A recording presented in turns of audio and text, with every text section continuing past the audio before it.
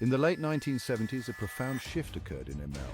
A sprawling chemical waste facility, destined to become the largest of its kind in the nation, chose this small Alabama town as its home. The facility's arrival brought with it the allure of jobs and economic growth.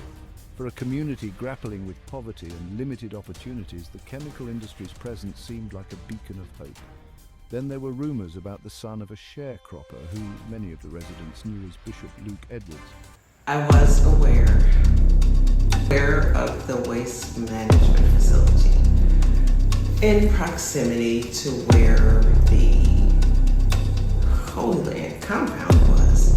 I mean, if you look at it now, it's 1.53 kilometers away. But knowing that it's there and then knowing that there are dangers attached to a place like that, it's like almost kind of like how he ran the operation, you having relations with single sisters and you have children by them. And they knowing this is something they know is happening.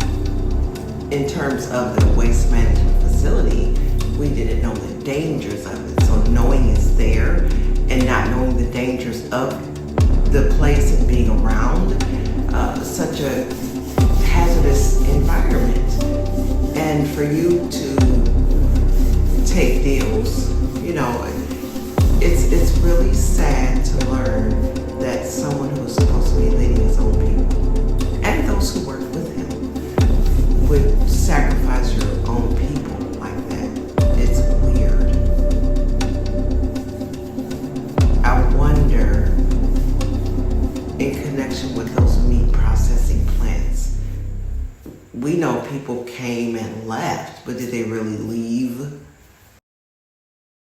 This allowed Edwards to expand his influence and wealth while keeping his followers compliant through promises of community development and economic prosperity.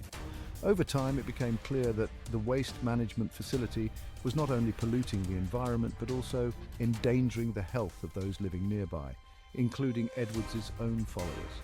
Despite knowing the risks, Edwards continued to... I've stories of people being taken out to the meat processing plants and being beaten up by the deacons, Brother Martin, Brother Terry,